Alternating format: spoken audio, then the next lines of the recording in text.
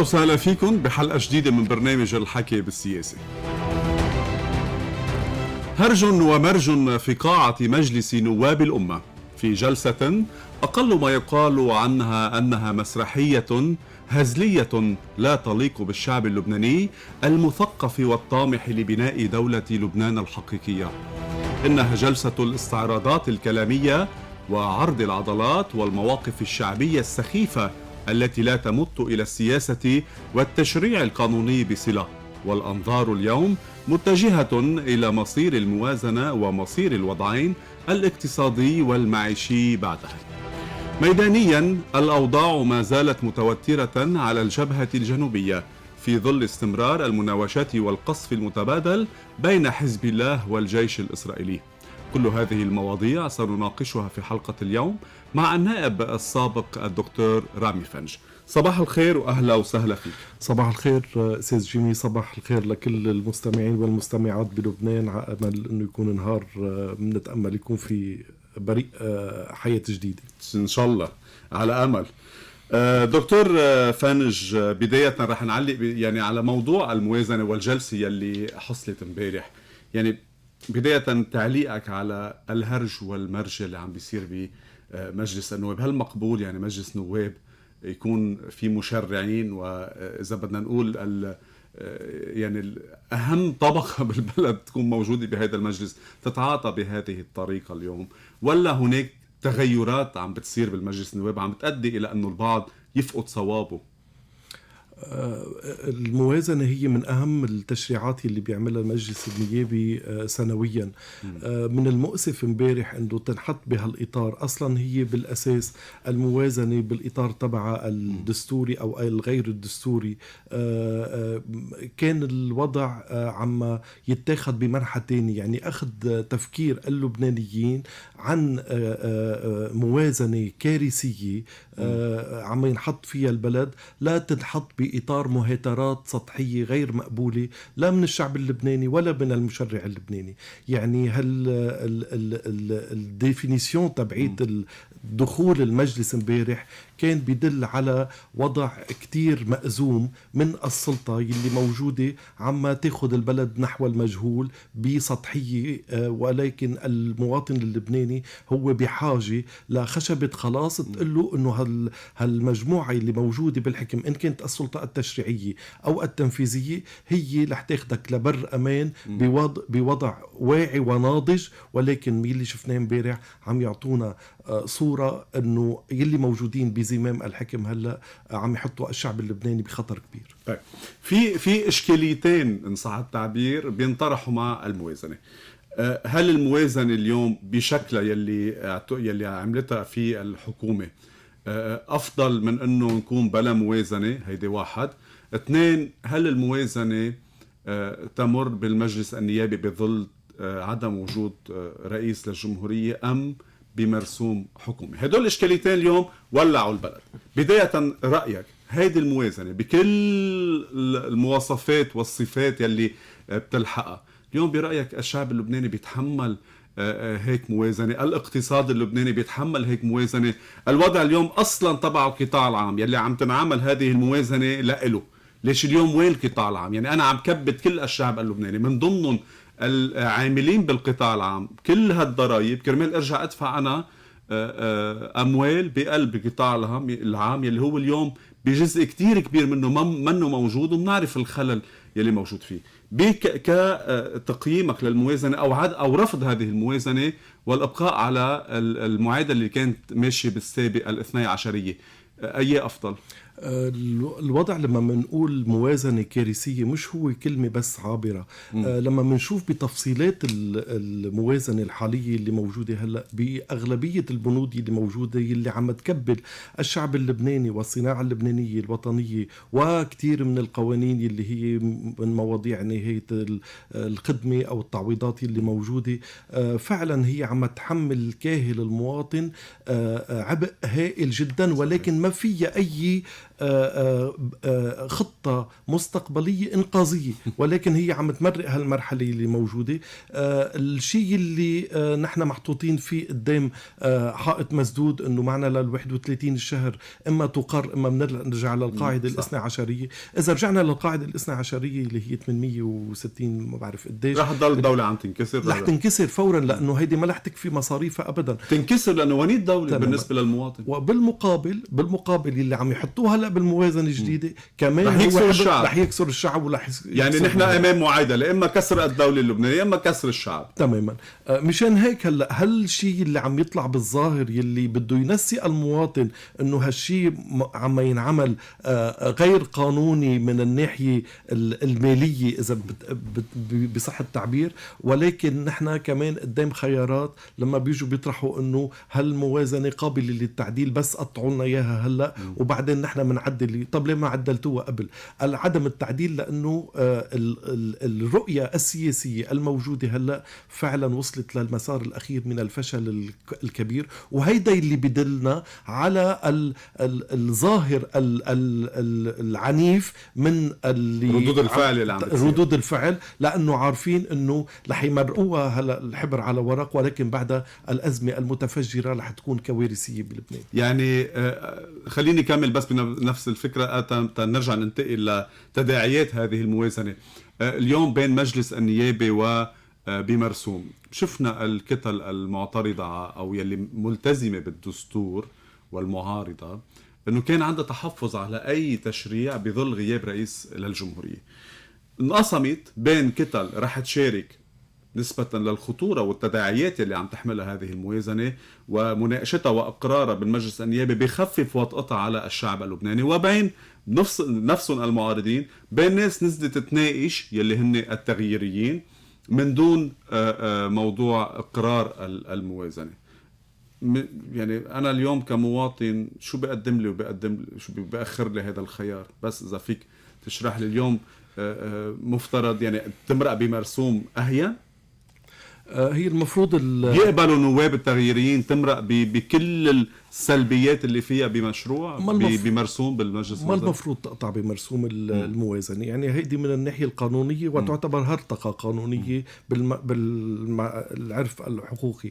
ولكن الوجود، أنا بقول لك لزملائنا النواب التغييريين يلي هن شاركوا بكل المناقشات عما يشاركوا بالعمق ومن ناحية كتير مسؤولة بالتفاصيل اللي ممكن تكون تمس بحقوق المواطن والموظفين، يلي في محلات عم تكون القرارات أو القوانين جائرة جدا بحقوقهم.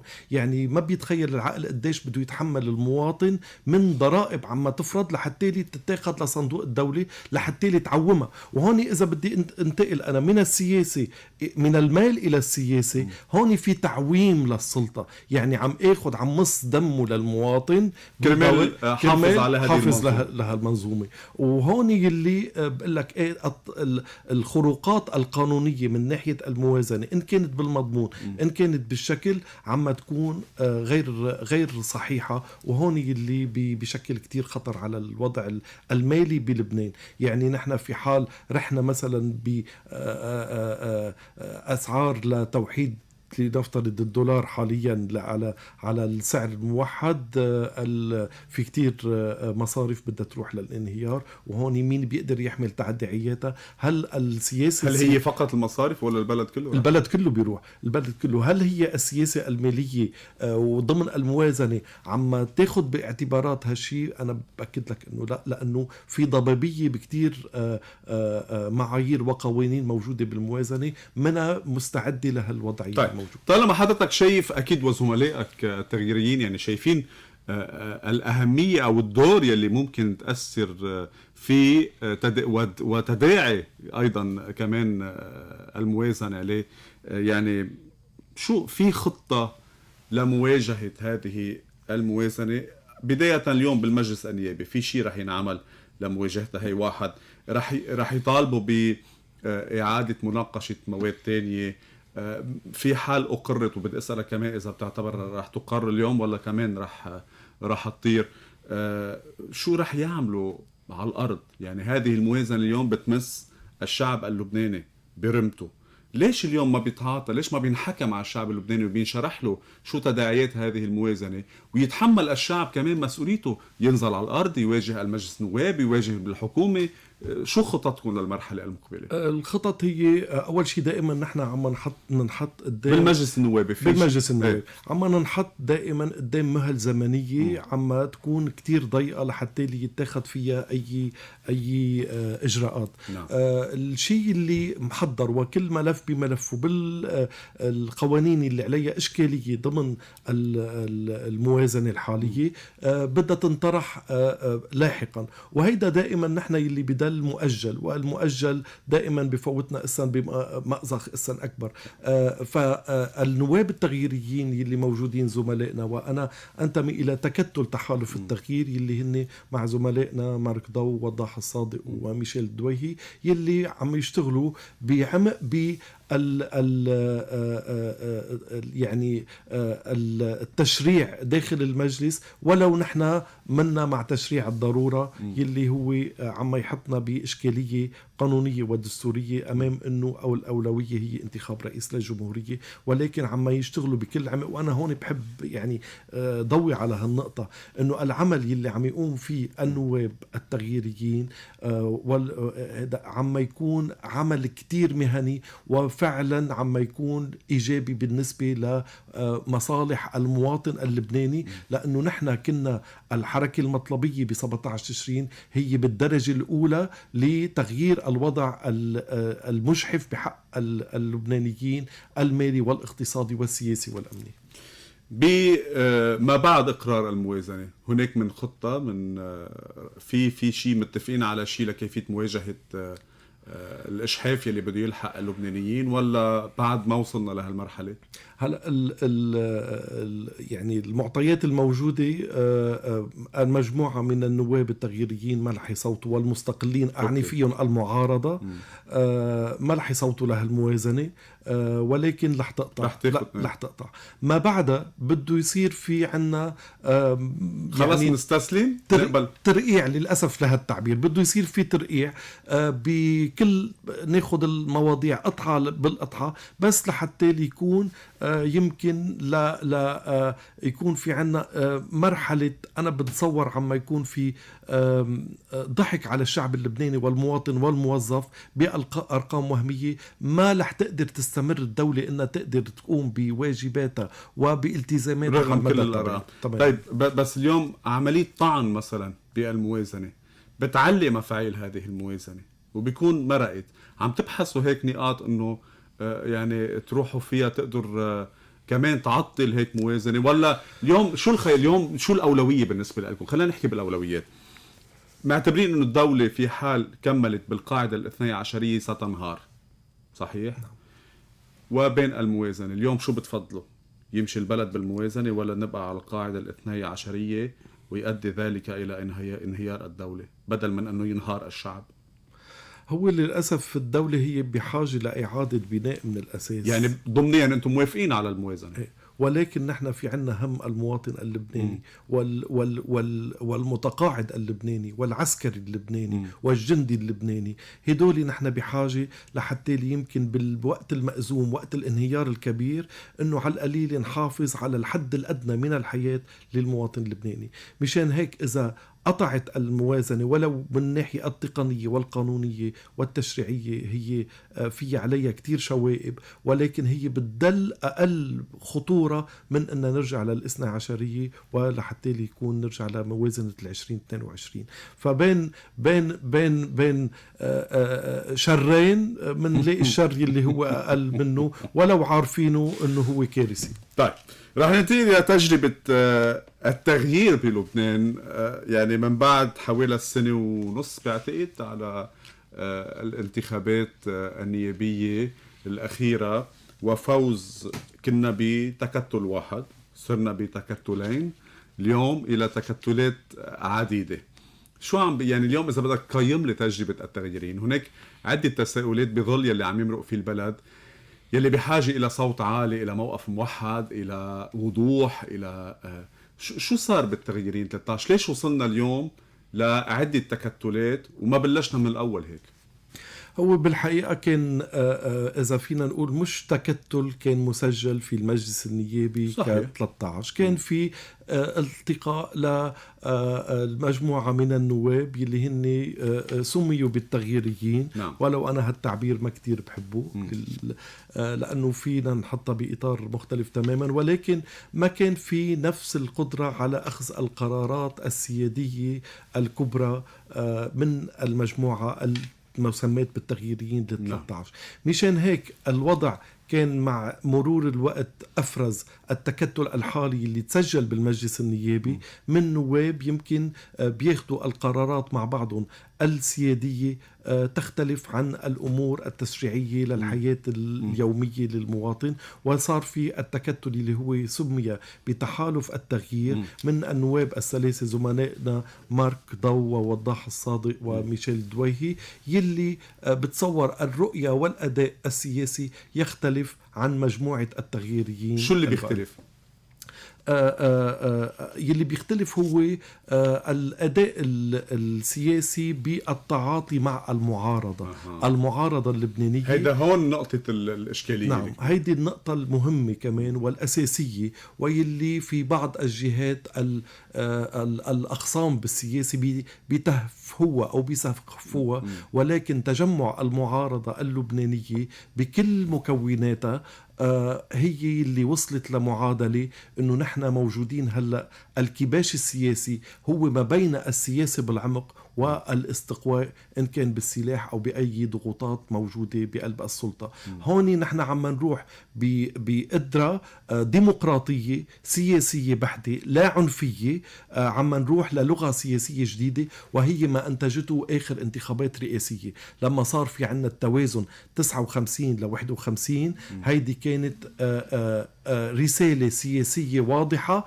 وهون يلي دائما كانوا يحطونا نص زائد واحد أو أكتر، يلي بيختلفوا بآخر دقيقة على اسم لحتى يكون في تسمية لرئيس الجمهورية. صار هلأ في عنا وضع للمعارضة وازن ومتناسق مع بعضه وعنده رؤية وتنسيق كتير جدي. هالمجموعة من الزملاء النواب هن عندهم القدرة على التعاطي بمسؤولية كتير عالية لحتى يتعاطوا بهالوضع مع المعارضة. يعني فينا نعتبر اليوم تحالف التغيير هو أصبح حليف أو من ضمن التكتل الكبير تبع المعارضة يلي بتشمل الكتائب اللبنانية والقوات والأحرار إلى ما هنالك، ونواب مستقلين أيضا. يعني التحالف لا يعني هو فعلا إطاره بحطه هو التنسيق مع القوى الوطنية السيادية التي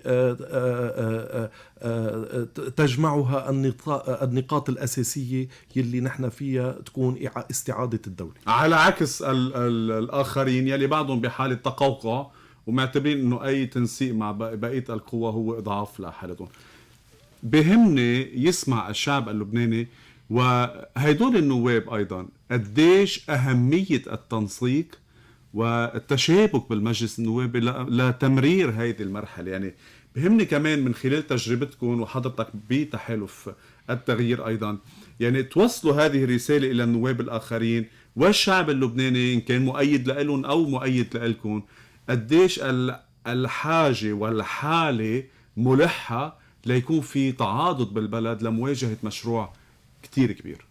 صحيح. هلا الشيء المهم جدا انه ولو بيظهروا قدام الجمهور للمجموعات الممسكه بالحكم هلا الحالي انه بتدفيه حتى بالكلام يلي كان امبارح صدر عمل هالمجموعات من النواب يلي ما بقدر اقول الا انتماء الوطني البحت للجمهوريه اللبنانيه.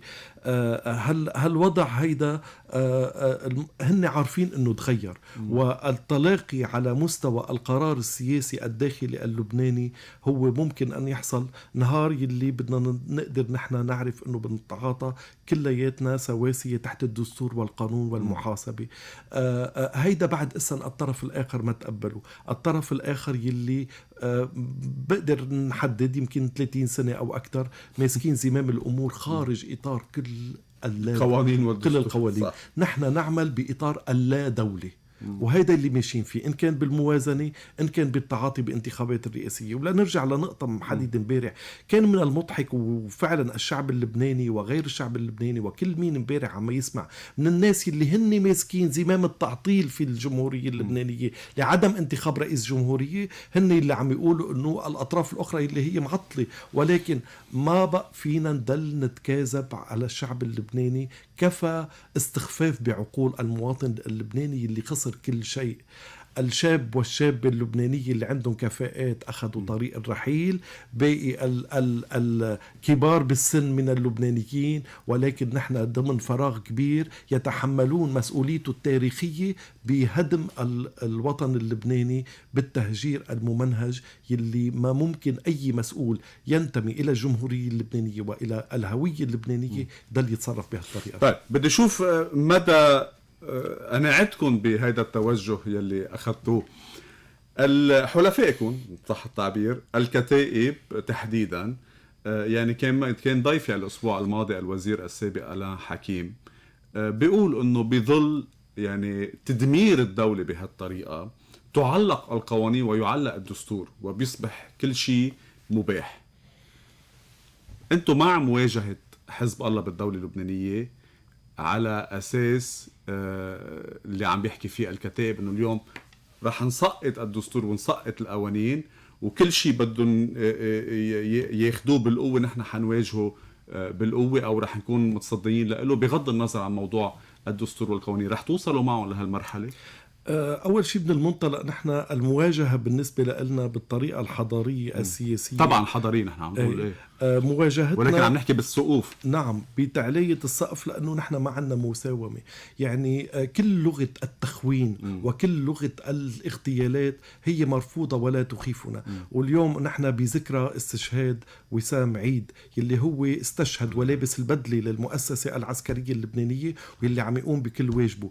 لا يخيفنا أي ترهيب أو أي اغتيال أو أي رفع سقف دموي تجاهنا. نحن اليوم نستشهد شخص في 100 واحد رح يقوم، في آلاف من الشابات والشباب اللبنانيين من كل الطوائف حتى من البيئة للسلطة الحاكمة اللي موجودة، يلي هن ما عاد خايفين من أي شيء لاستعادة بناء الدولة. وهيدا منها شعارات، هيدي الكفاءات اللي موجودة والعمل، وهيدي اللي بحطها بين هلالين يلي عملت خرق فيها على الساحة اللبنانية بالتاريخ اللبناني 17 تشرين، هي التلاقي بين كل المناطق والطوائف بكل الكفاءات الشيعية.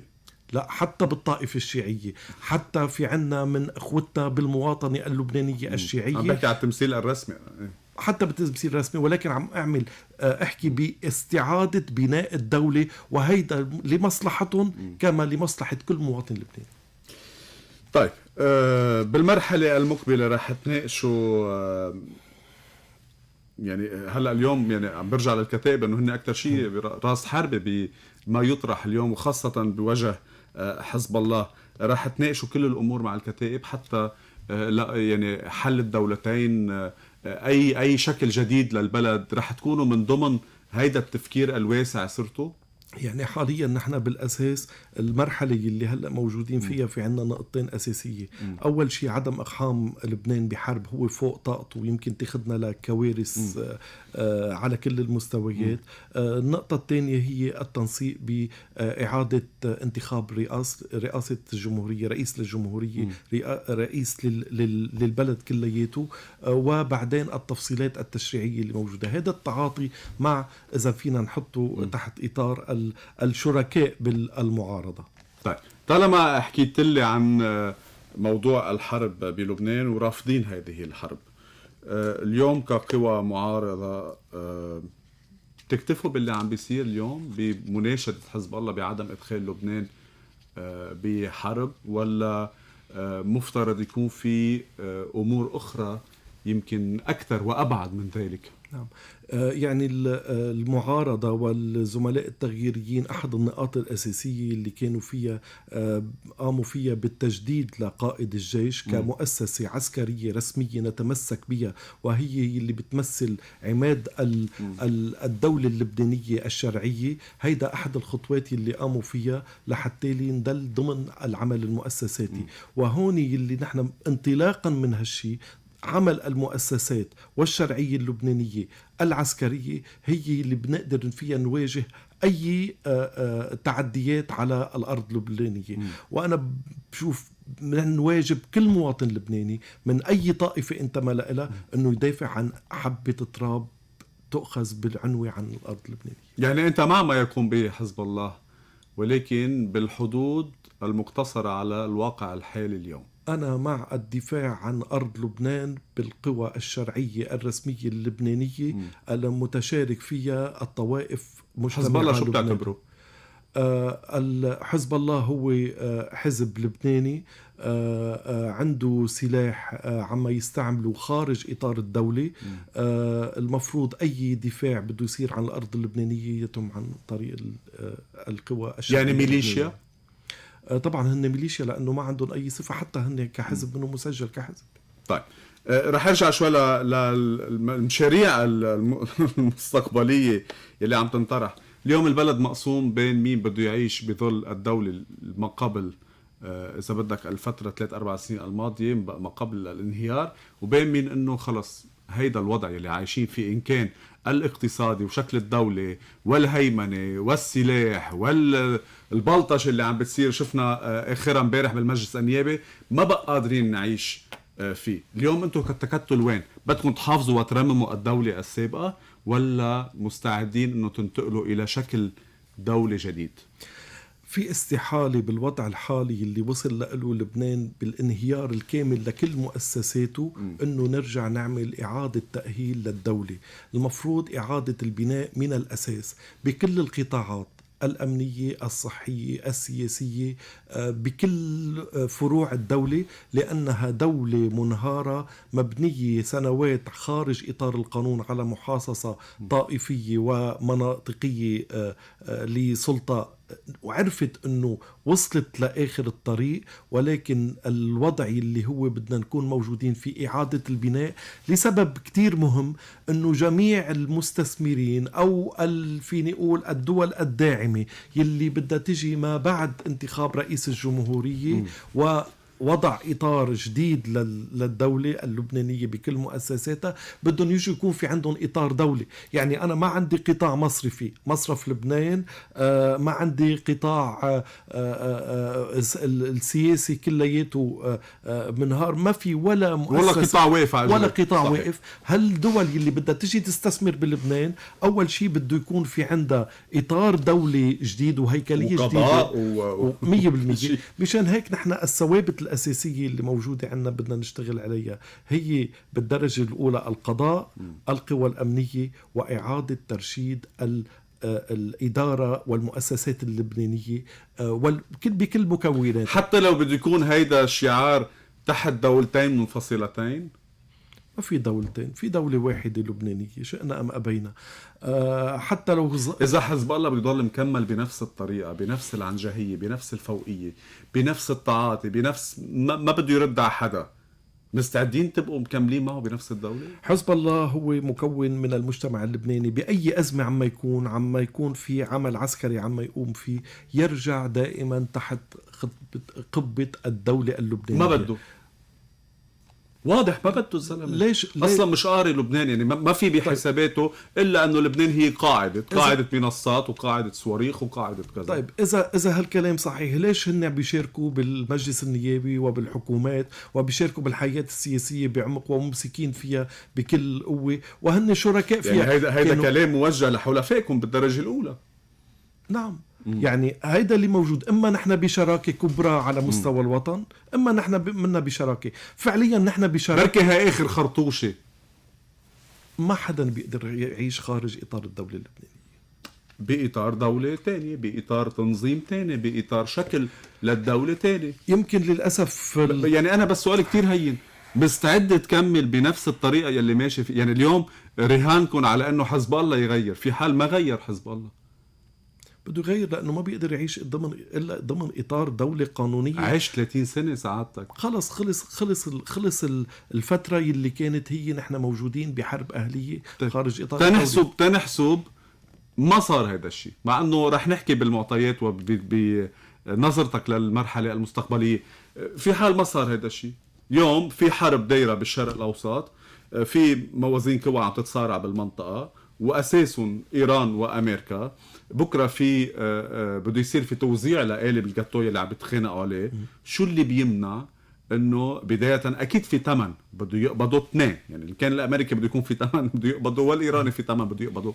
شو اللي بيضمن انه ما يكون هذا الثمن على حصة لبنان، على حصة الدولة اللبنانية، على حصة مكافأة لفريق او الاقوى كما قال السيد نصر الله. العالم كله ما بيحكي الا مع القوي، هيك قالكم لكم ايضا، يعني قال لكل العالم وخاصة لبقية الافرقاء بلبنان ويلي هن عم بيعولوا على دور الدولة، انه العالم كله بيحكي مع القوي.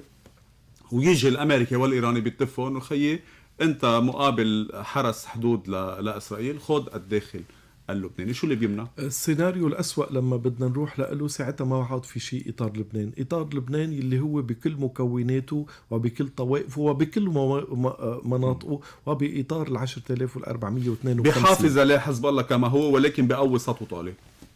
ما بيقدر يعيش. ما فينا نعيش نحن مناطق منفصلة عن بعضنا، مكوناتنا مختلطة كلياتها، يعني ما في طائفة. نحن ما عم نقول طوائف، نحن عم نقول شكل من أشكال إنه في مين بده يعيش بظل ولاية الفقيه، في ناس ما بدها ساعتها بنروح لتقسيمات بالشرق الأوسط كبرى، وهيدي اللي نحن خايفين منها، وفي مؤشرات كتير مقلقة بهالشيء.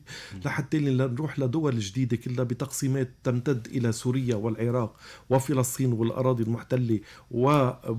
بهالنقطة كمان أنا بحيي كل أهل فلسطيني اللي عم ينتفضوا ضد المحتل. بنحيي أهل الجنوب أيضا، وأهل الجنوب كمان اللي عم بيعانوا، ما لهم ذنب باللي عم بيعانوا، صامدين أهل الجنوب وعم يقاوموا. يمكن أكثر مناطق بالوطن اللبناني هن اللي دفعوا الفاتورة الأكثر وعم يصمدوا بأرضهم، وتحية لهم. ونحن من أيد كل مواطن لبناني بيصمد بأرضه، وهيدا اللي نحن من الشمال ولا الجنوب بدنا نحافظ على أرضنا.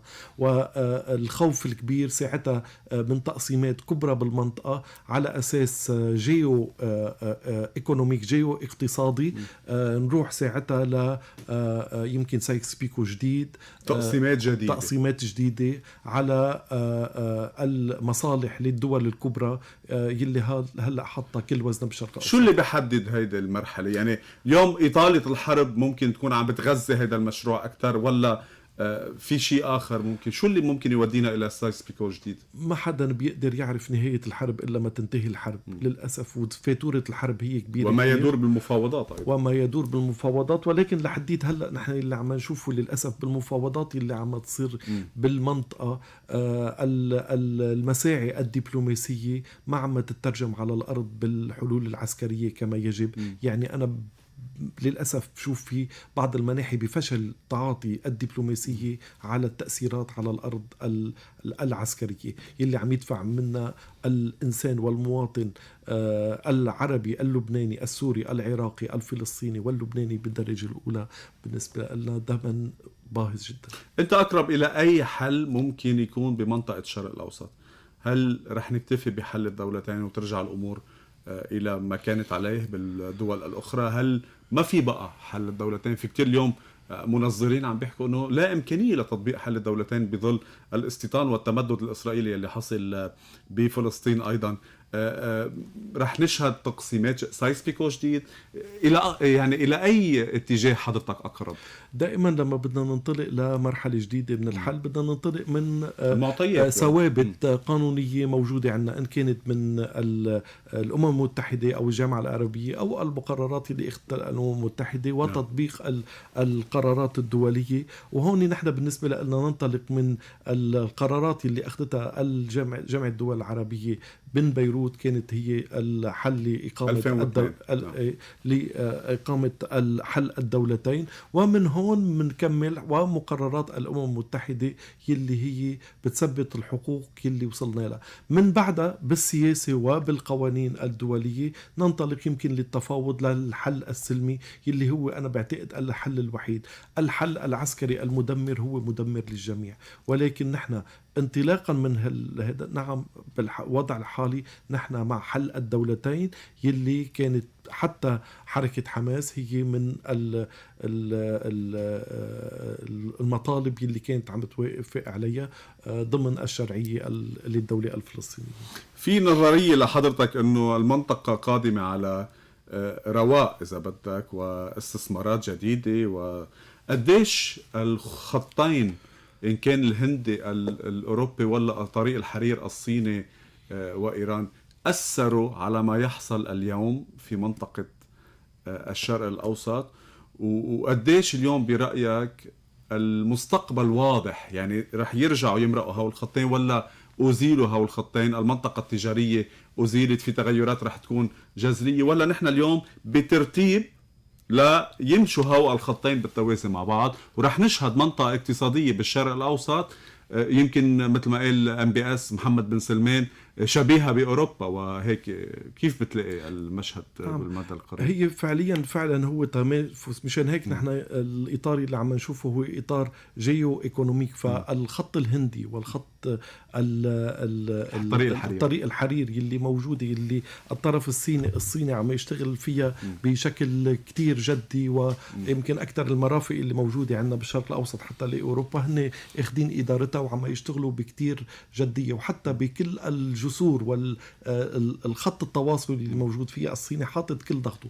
وهون التنافس اللي هو موجود بين الدول الكبرى، يعني تحديدا بين أمريكا والصين، يلي أكيد بده يصير في عنا نحن يعني الخضات والدفع الثمن. وهلأ ما يجري حاليا بالبحر الأحمر يلي عم يأثر عم بيرسم التوازنات اللي فيها. يعني قبل هلأ بالإمارات العربية المتحدة صار في كتير إدارات للمرافق من الطرف الصيني، صار في إطار تفاهمي ما بين الولايات المتحدة الأمريكية وبين الصينيين لحتى يدمج الإطار الاقتصادي استراتيجي مشان التوازنات. هلأ الوضع أخطر بكتير، لأنه هلأ الكباش اللي عم يصير حتى بالمنطقة اللي موجودة يمكن تكون الشرارة الكبرى تنطلق لا سمح الله من تايوان والصين، يعني تجينا شرارة الحرب الكبرى من هونيك، وساعتها تتغير كل أوراق اللعبة، ساعتها بنفوت بحرب عالمية، وهوني ساعتها ممكن نروح لإطار سايكس بيكو يلي هو احتمال منه قليل، وهون يعني الخوف فيها. ساعتها بدها تكون الدول كلها فايتة ببعضها كرمال يعاد توزيع وترسيم المنطقة ككل. النائب السابق الدكتور رامي فنج، رح سأعود أيضا إلى الملفات اللبنانية ومنها 1701. كيف رح يتعاطى لبنان برأيك مع 1701؟ هناك من يقول أنه الرئيس مئاتي اليوم السلطة الموجودة اللي عم تفاوضية شأنها ما بين بظل غياب رئيس الجمهورية هي الحكومة، والرئيس مئاتي يقول البعض أنه تبنى حديث وتحليل ومفهوم وكل شيء يتعلق بمحور الممانعة. هل صراحة الرئيس مئاتي اليوم يعمل بظل سياسة حزب الله راح أصبح بخط المحور إذا بدك ولا 8 أدار، أم بعده هو مستقل عن هذا المحور؟ وكيف راح تكون تداعيات المرحلة القادمة والمطالب الدولية إن كان من قبل الخماسية، إن كان من قبل المجتمع الدولي، إن كان من قبل الأوروبيين يلي اليوم عم بيجوا كمان أيضا ليشوفوا شو مصير 1701 وشو راح يقدم 1701؟ يعني بالأساس نحن انطلق 1701 بلش بمئاتي.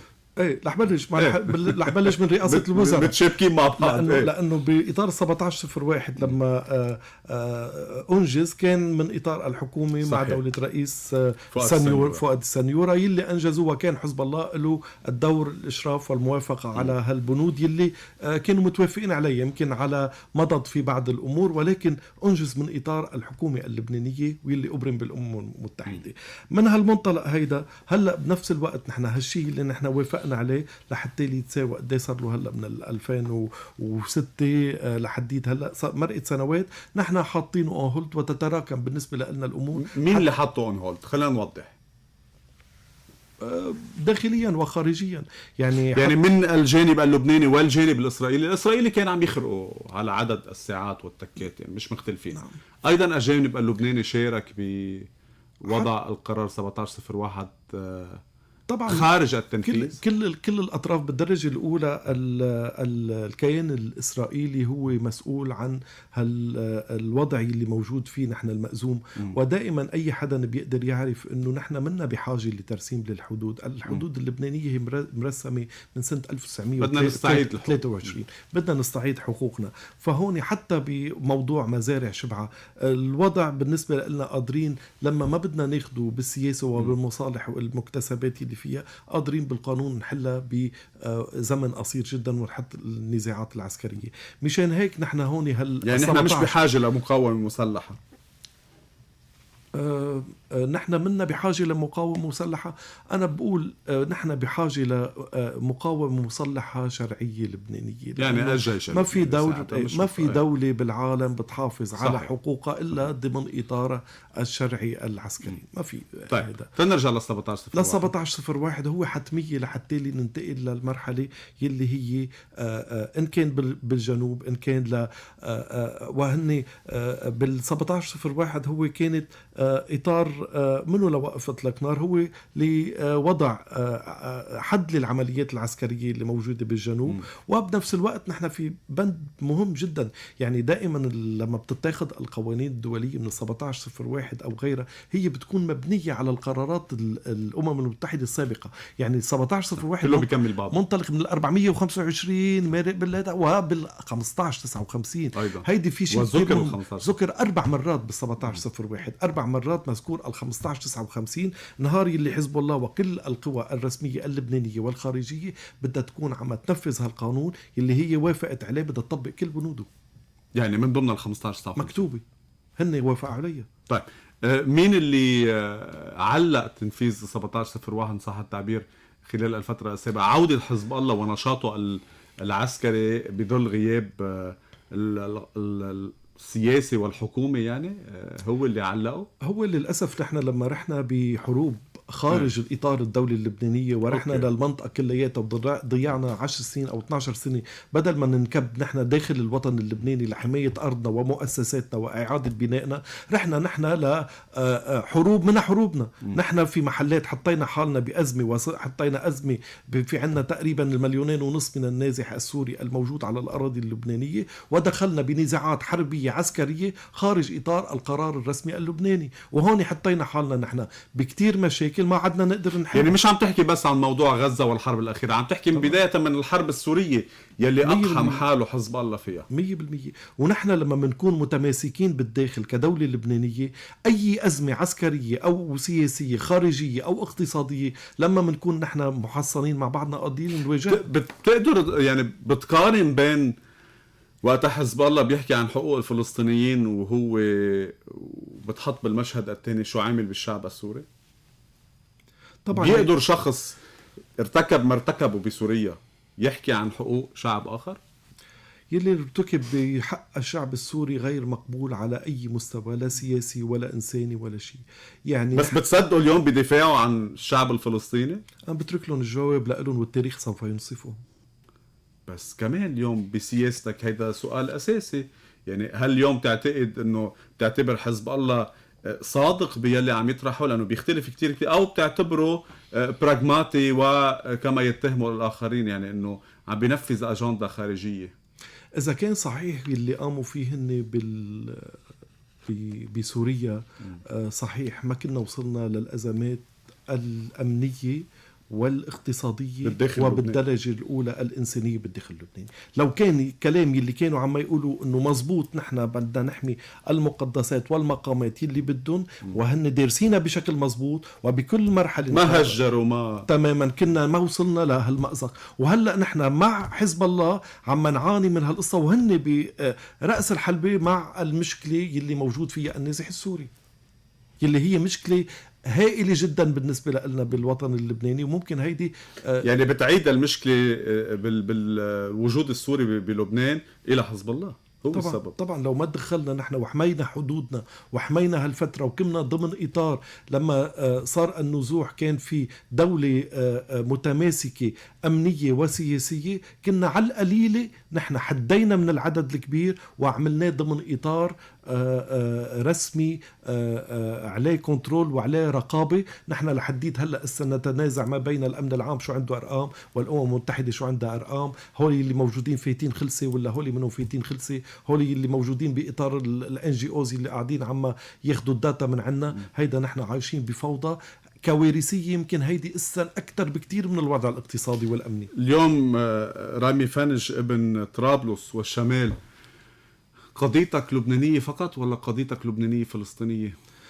أنا بالنسبة لي أنا عربي لبناني متمسك بلبنانيتي إلى أبعد الحدود. همي أن يكون عندي إعادة بناء للدولة اللبنانية مع العمق العربي الذي ننتمي له ونتمسك به. نحن موجودين. القضية الفلسطينية هي قضيتنا بنفس الوقت، لأنه هي قضية تاريخية لحقوق من الشعب العربي اللي هو جزء منا، ونحن وينو الشعب العربي؟ ما بعرف هلا اللي موجودين. إذا هن تخلوا على القضية أنا بحكي إذا عم أحكي طرابلسيا، مع العلم أنه التمسك بإنسانية الوضع ودعمها بكافة الطرق ما عدا العسكرية وإقحام لبنان، يعني فيها هي واجب على كل الشعوب. بس اليوم كيف يعني أنا اليوم بدي يكون كيف اليوم إذا اليوم قضيتك فلسطين كيف ما بقدر جاوب عن غيري. أنا بجاوب عن حالي. إذا بدي جاوب عن حالي لبناني طرابلسي بانتمائي على العربي والقومية اللي نحن كنا دائما تحمل سلاح وبتروح بتقاتل مع الفلسطينيين. أنا بالنسبة لي حمل السلاح هلا ما عندي قدرة لحتى لي بغض النظر أنا عندي قدرة إني أحمل سلاح ودافع عن وطني ولبنانيتي. بتدافع بس عن لبنانيتك بالسلاح. هيدي قدرتي. نهاري اللي بيكون عندنا جيوش عابرة يعني مطرح حزب الله أنت بتكون بنفس المواقف، بتروح بتدافع عن الفلسطينيين. أنا بالنسبة لي لما إذا في عندي قدرة أنا دافع عن لبنان دافع عن لبنان، ولكل حادث حديث بعدين. ما بدي أعمل خليني أرجع 1701 بحاجة لتعديل ولا يطبق كما هو؟ يمكن المؤشرات اللي موجودة عنا هلأ أنا ما بعرف، كمان عندي تشاؤم إنه نكون نروح لإطار غير 1701. قرار جديد، قرار جديد ما بعد الحرب بالمنطقة. شو ممكن يتناول ما تناول 1701؟ بالتعديلات يمكن الحدودية، بالتوازنات الأمنية مثل ما صارت. يعني يمكن للأسف وبتمنى ما نروح لها الإطار، يمكن ستنتهي المباحثات إلى شيء غير 1701 حيث انتهت المباحثات اللي هي ترسيم الخط البحري.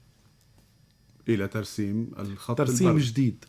يعني الترسيم البحري انتهى لمرحلة وصارت فيها تنازلات خارج إطار الدولة اللبنانية. أنا تخوفي أنه سوف ننطلق إلى مرحلة جديدة ما بعد الحرب تبدأ بالمكان الذي انتهت فيه المفاوضات للترسيم البحري الجنوبي اللبناني. يعني يرجع كله هيدا عن أول وجديد، يصير في بحث عن أول وجديد. يعني البحر انتهى ننتقل إلى البر. اليوم مش مفترض نخلص من الموضوع البري؟ أكيد هو المفروض إذا فعلا، ولكن عندك خشية من أنه كمان يصير في بيع وشراء مثل ما صار بالخط البحري. نحن بالنسبة لنا كدولة لبنانية الترسيم النقطة الوحيدة اللي في عليها لغط، وهذا هي مزارع شبعة. ولكن النقاط الموجودة اللي رسمها الجيش اللبناني وحتى هدول مثبتين من 1923. بموضوع رئاسة الجمهورية تنختم بالآخر بهالنقطة، شو رح نضل متكتفين الأيدي هيك قاعدين عم نتفرج على ما يحصل بالمنطقة، ولا رح يكون في لكم مبادرة، دور، تحرك في الخماسية اليوم تتوقع أنه يصير في شيء جديد فيها، خاصة وأنه هوكشتاين البطل القومي بالمنطقة دخل على هذه الخماسية؟ برأيك رح يصير في شيء حلول ولا سنبقى هيك مترقبين؟ من أول منطلق، وهون بشدد عليه، النواب اللي موجودين كانوا إن كان بالمعارضة أو بالنواب التغييريين يلي كانوا عم يقوموا بمهامهم الكاملة لانتخاب رئيس للجمهورية وبالحط هالنقطة بالأولويات لهم كمجلس تشريعي ولا انتخاب رئيس الجمهورية. المراحل اللي وصلوا فيها كانوا دائما في عندهم الجدية، وهون أنا بقول بعض التميز إنه كان في من النواب التغييريين اللي عندهم القدرة والجرأة إنه يحطوا اسم وازن. يعني ما دائما بدنا ماركو وضاح وميشيل دويهي يلي كان في عنا عم ينحط دائما في اسم لحتى يكون بالتنافس الديمقراطي لانتخاب رئيس للجمهورية. نعم. التوازن اللي وصلنا له هلا محطوط هو بخانة الممانعة إذا بدي حطهم تحت هالاسم، ولكن أنا بحطه تحت الأخصام بالسياسة، لأنه بالنهاية نحن موجودين بشراكة وطنية كلياتنا. بدنا نكون نحن بمرحلة جديدة. الخيار الثالث هو الخيار يلي ما بعد المرحلة اللي كانت فيها آخر انتخابات لرئاسة الجمهورية، واللي حطتهم تحت الأمر الواقع لحتى يتم في انتخاب لرئيس الجمهورية. يمكن هلأ الوضع الإقليمي عما يجربوا أنه ما يكون في ربط ما بين الحرب في غزة وانتخابات رئاسة الجمهورية والوضع في الجنوب الأمني، ولكن المؤشرات بتدل أنه انتخاب رئاسة الجمهورية تاريخها السن. تعليق أخير منك سامي جميل بيقول: هلأ نعمل على تشكيل جبهة عريضة تضم كل من يطالب باستعادة سيادة لبنان لتغيير المعادلة الداخلية. انتوا بهذا الإطار رح تكونوا عم تشتغلوا على هذا الموضوع؟ أكيد. لما بيكون في شراكة مع أي طرف يعمل إلى السيادة اللبنانية، نحن شركاء معه موجودين للعمل لاستعادة السيادة اللبنانية. أي طرف على الأراضي اللبنانية موجود هو شريكنا، يتحمل كامل المسؤولية. بتقبلوا بالفرز إما مع السيادة إما ضد السيادة؟ طبعا رح تكونوا واضحين. طبعا واضحة وصريحة. النائب السابق دكتور رامي فانج، شكرا لك واهلا وسهلا فيك بالحكي بالسياسة. مشاهدينا شكرا ايضا لكم، مشاهدينا ومستمعينا شكرا ايضا لكم على حسن المتابعة، وبنلتقي نحن وياكم بكره اذا